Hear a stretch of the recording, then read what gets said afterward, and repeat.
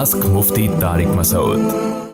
एक मर्द ने अपनी साली से रजामंदी के साथ अस्तगफिरुल्लाह बदकारी की और अब इनके बच्चे एक दूसरे को पसंद करते हैं और शादी के लिए बज़िद हैं, तो क्या इनकी शादी हो सकती है? बच्चों की शादी तो हो सकती है आपस में, क्योंकि हुर्मत मुसाहरा में ये होता है कि जिससे जिना किया हो उसके उसूल और उसकी औलाद से ये जानी निकाह नहीं कर सकता, और जिसने जिना किया वो भी इसकी औलाद और इसके उसूल से निकाह नहीं कर सकता। दोनों की औलादें आपस में निकाह कर सकती हैं, लेकिन अल्लाह हिदायत दे, इतना बड़ा कबीरा गुनाह है ये, ख़ास तौर पे साली के साथ बदकारी करना। बस आखिरत का खौफ ख़त्म हो गया है, आग ही आ गया आखिरत में। नबी सल्लल्लाहु अलैहि वसल्लम ने फरमाया, जो जिना करने वाले हैं, मेराज की रात में आपने देखा कि नंगे मर्द और नंगी औरतों को आग में जलाया जा रहा है, उन्हीं बरहना जिस्मों के साथ, और आग के शोलों के साथ वो ऊपर उठते हैं। तो आपने जिब्रील से पूछा कौन लोग हैं? आप जिब्रील ने फरमाया कि आपकी उम्मत के जिना करने वाले मर्द और जिना करने वाली औरतें। इसी तरह अल्लाह ने इनको उठा के आग में फेंक दिया है। और साली का बहनोई के साथ जिना करना तो अपनी बहन के साथ भी एक बेवफाई है। बहन जैसा प्यारा और खूबसूरत रिश्ता, उसके साथ भी नाइंसाफी है कि यानी ये तो डबल गुनाह है, दुगना दर दुगना गुनाह है ये। मेरी 3 बेटियां हैं, तो मेरा और मेरी बेटियों का मेरे शौहर की जायदाद में कितना हिस्सा होगा?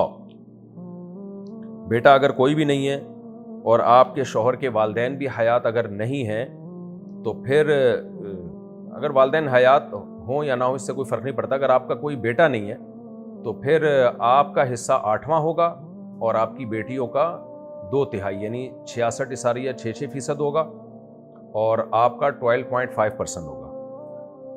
बाकी जो बचेगा वो फिर रिश्तेदारों की तफसील बताएंगी तो बता सकता हूँ मैं कहाँ जाएगा, लेकिन आपका उसमें 12.5% और बेटियों का 66.6% होगा। लेकिन शौहर अभी ज़िंदा है तो फ़िलहाल ये बातें ना सोचें, उसको आराम से ज़िंदगी गुजारने दें। जब इंतकाल हो जाए उसका तो फिर रब्ता करें, फिर मैं बता दूंगा किसका कितना हिस्सा होगा। हो सकता है अल्लाह ना करे किसी वारिस का पहले इंतकाल हो जाए तो सिचुएशन चेंज हो जाएगी। फिर ये ज़रूरी नहीं है कि अब्बा ही पहले मरे, बाज़ दफ़ा बच्चे भी पहले मर जाते हैं। इंडिया से किसी ने पूछा है कि आप बैंक से शेयर खरीदना हलाल है? नहीं जी, हराम है बिल्कुल। सूदी बैंक से के शेयर खरीदना और उस पर बिजनेस करना हराम है। आज़ाद खान सऊदी अरब से, 4 रकत वाली सुन्नतें 2-2 करके पढ़ना अफजल है या 4 रकत ही पढ़ें? 4 रकत ही पढ़ना हमारे नज़दीक अफजल है, इसमें इख्तलाफ है। हमारे नज़दीक 4 रकत करके पढ़ना अफजल है। दिन में रात की नमाजों में 2-2 रकत करके पढ़ना अफजल है। हयात साहब ने पूछा है, क्या शौहर अपनी बीवी को या अपनी, अच्छा ये मैं डिटेल में बताऊंगा पूरा सब जवाब, ये मैं स्क्रीनशॉट लेके नोट कर रहा हूँ क्योंकि ये इख्तलाफी मसला है, तो ये मैं पूरे रेफरेंसेस के साथ बयान करूँगा। अधूरी बात जाती है तो लोग एक तमाशा बना लेते हैं। ये मैंने आपका मसला जो है ना, ये शौहर बीवी को गुस्ल देना या बीवी शौहर को गुस्ल देना, ये मसला पूछा है इन्होंने, तो ये मैंने नोट कर लिया है। ये पूरे रेफरेंसेस के साथ जवाब दूंगा इंशाअल्लाह। अच्छा भाई,